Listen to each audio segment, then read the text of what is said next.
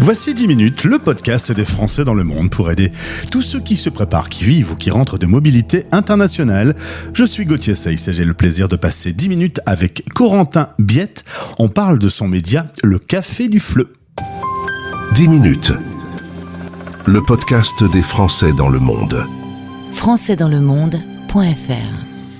Un pied en Bretagne, un pied à Rabat pour faire du surf. La vie est belle. Bonjour Corentin. Bonjour Gauthier. Alors c'est vrai qu'on s'est vu dans la vraie vie, dans le cadre des rencontres mondiales Flammes. Tu me disais d'ailleurs en préparant cette interview, peut-être que si on s'était pas vu en vrai, on serait pas là aujourd'hui. Un peu de réel après ce monde qui a été sous cloche pendant la pandémie, ça fait du bien quand même, hein. Et oui, un peu de réel, le plaisir de se rencontrer pour de vrai, et puis on a pu planifier ces interviews, c'est une bonne idée. Eh ben, en effet, puisqu'on va présenter le Café du Fleu aux auditeurs de la radio dans le monde, c'est la plus grande salle de profs de français du monde, on va y rentrer dans quelques instants. D'abord, un mot sur ton parcours. Toi, tu es né dans un beau village du Finistère avec vue sur mer. Voilà, j'ai grandi dans un petit village du Finistère qui s'appelle Plouganou. J'étais né à Vannes, c'est aussi en Bretagne, mais un petit peu plus au sud dans le Morbihan. C'est un village un petit peu entre la campagne et la mer. Il y a des plages, il y a déjà l'occasion de faire du surf. Et puis un lien avec la nature. Cette région de la Bretagne s'appelle le Trégor, c'est très naturel. Alors ensuite, tu fais tes études à Brest, puis à Nantes, et là va commencer l'aventure dans l'international. Alors l'international dans la maison, c'est pas très étonnant. Tes parents étaient déjà médecins en Corée, il y avait pour toi une passion des langues. L'international traînait dans ton quotidien.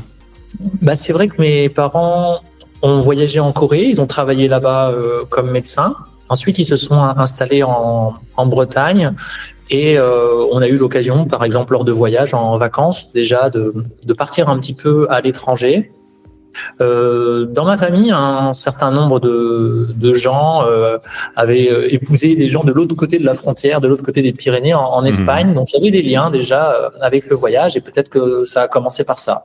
Alors, tu te retrouves avec Madrid, puis un stage à Londres.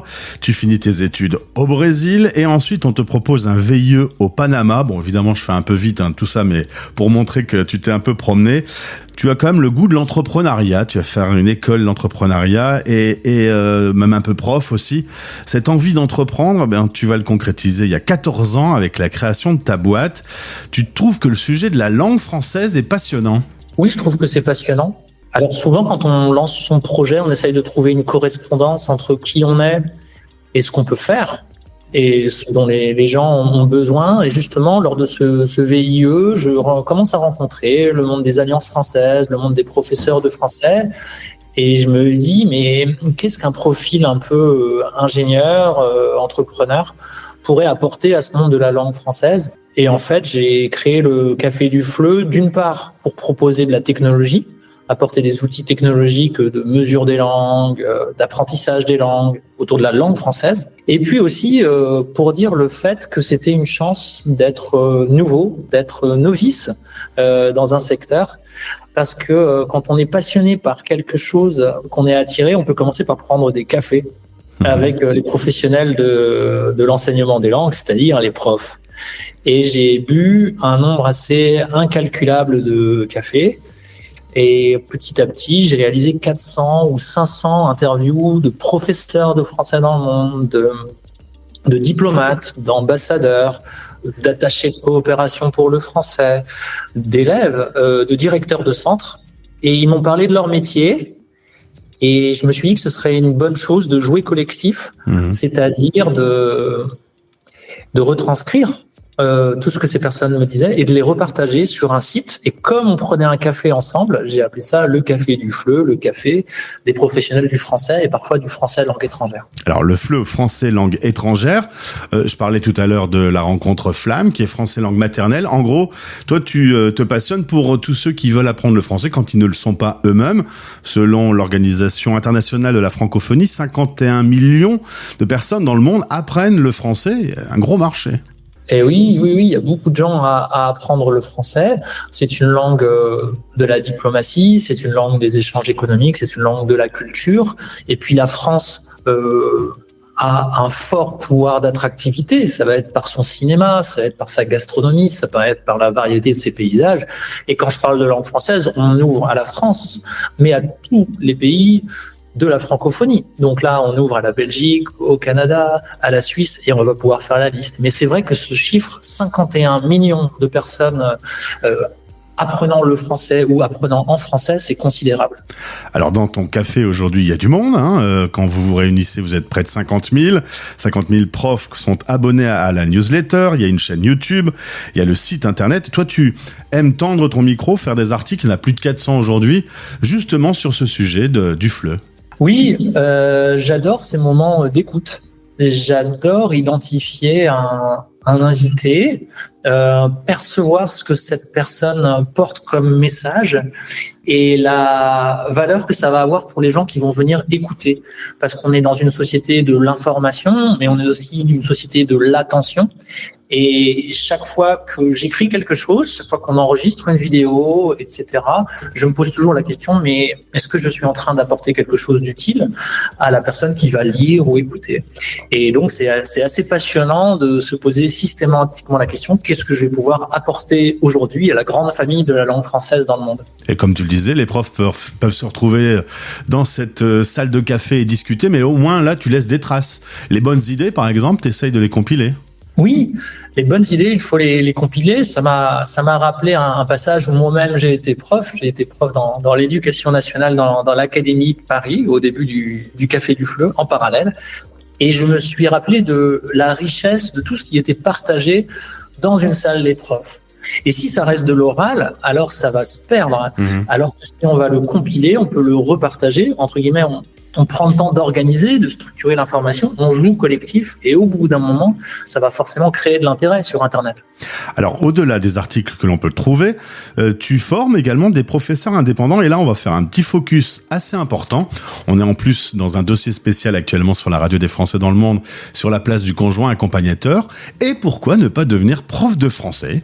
Parce qu'en plus, c'est un métier qui peut se balader de ci, de là dans le monde selon les différentes expatriations que l'on peut vivre. Ça, c'est un sujet qui te passionne beaucoup en ce moment. Et oui, c'est un super métier, devenir professeur de français dans le monde. Ça demande d'une part de creuser des aspects pédagogiques. Il existe de très bons manuels, des formations, et puis surtout l'expérience. Et cette capacité, quand on est français, à parler de la culture française, c'est quand même beaucoup plus facile d'aborder l'interculturel quand soi-même on est français et qu'on se balade de par le monde. On est expatrié. On est souvent la bonne personne.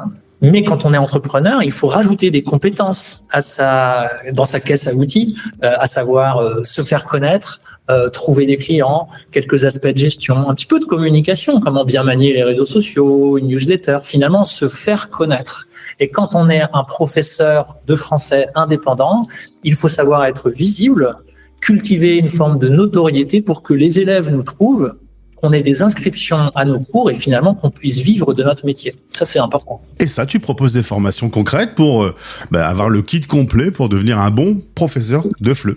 Voilà, tous les mois, je propose une formation qui dure 2 jours en ligne pour devenir professeur de FLE indépendant. Alors un mot aussi sur la dernière rencontre qu'on a eu l'occasion d'avoir sur Paris. Tu étais à la francophonie, ce grand rassemblement qui a eu lieu à Villers-Cotterêts. Comment ça s'est passé? Comment tu vois la francophonie aujourd'hui évoluer? La francophonie, c'est déjà une prise de conscience parce que quand on arrive dans ces endroits-là, comme la Cité internationale de la langue française à Villers-Cotterêts, qui est très belle et vraiment j'invite tout le monde à aller faire un tour par là-bas. On voit tous ces drapeaux, toutes ces personnes qui convergent autour de quelque chose de partagé, la langue française. Donc c'est quelque chose d'assez fascinant finalement quand les humains convergent tous au même endroit. Pour une raison, c'est toujours beau à voir. On prend conscience aussi d'un espace de travail qui vaut la peine d'être exploré. Et là, on n'est pas obligé d'être professeur de français. On peut être dans le tourisme, on peut être dans l'économie, etc., etc. C'est très très grand la francophonie. Et puis c'est important de la célébrer périodiquement. C'est un peu comme les Jeux Olympiques. C'est important de se retrouver de temps en temps avec quelque chose à partager. La dernière fois c'était en Tunisie, à Djerba. Cette fois-ci c'était en France. C'est pas si courant que ce soit en France, c'est assez rare. Et donc, j'ai trouvé en plus que c'était bien organisé. Parce qu'il y avait un volet culturel, par exemple, à la Gaîté Lyrique. Il y avait un forum économique génial à Station F, dans le 13e arrondissement. Il y avait Villers-Cotterêts. il y avait le 104. Enfin, je trouve vraiment que tous les volets avaient bien été traités, une organisation remarquable. Et puis, on va rebondir sur l'actualité, puisque le président Emmanuel Macron vient de passer un bon petit moment au Maroc. C'est vrai que le français est très apprécié. Il y a beaucoup d'enseignement du français au Maroc. Oui, c'est gigantesque. L'Institut français du Maroc, alors j'ai pas les chiffres exacts, mais est avec celui au Liban le plus grand du monde en termes de nombre d'élèves. Le réseau AEFE est aussi gigantesque. Il y a beaucoup d'élèves dans les lycées français, etc. Et on parle vraiment de dizaines de milliers d'élèves. Hein. C'est gigantesque. Alors pourquoi ? Il y a la proximité, il y a l'histoire. Et il y a parfois la possibilité d'aller faire ses études en France ou dans d'autres pays où on parle le français. Voilà, il y a l'attraction de l'enseignement supérieur et puis des opportunités professionnelles qui s'ouvrent quand on parle français. Alors, en tout cas, si vous voulez en savoir plus et si, pourquoi pas, vous voulez devenir prof de français, Corentin a tout le matériel qu'il faut. Ça se passe sur le cafédufleu.fr. Je suppose que ce café s'enrichit chaque jour avec de nouveaux membres, etc. Ça doit être assez excitant. Oui, ça fait plaisir de regarder sur la carte du monde d'où viennent les nouveaux abonnés. Parfois, on m'écrit un petit mail, un petit mot sympa. Il y a quelqu'un qui dit bonjour depuis la Bolivie, parfois depuis Singapour, depuis le Bhoutan, depuis le Botswana. Donc, c'est vraiment génial de voir cette grande planète des professeurs de français. Et je m'amuse aussi à regarder les audiences de la radio des Français dans le monde. Il y a même des pays qui nous écoutent. Je savais même pas qu'ils existaient. Ça arrive. Bon, je suis peut-être pas allé assez en géographie, ça c'est un autre sujet. Corentin, merci pour ce témoignage. On te connaît, le Café du Fleu est très connu. C'est rare que tu parles, c'est rare que tu sois interviewé, que t'es l'autre place. C'est vrai, c'est gentil de tourner la table et d'inverser les rôles. Oui, j'ai plus l'habitude d'être la personne qui pose les questions, mais je te remercie de m'avoir invité. Eh ben, ça m'a fait plaisir, au plaisir de te retrouver. Merci beaucoup. Français dans le monde.fr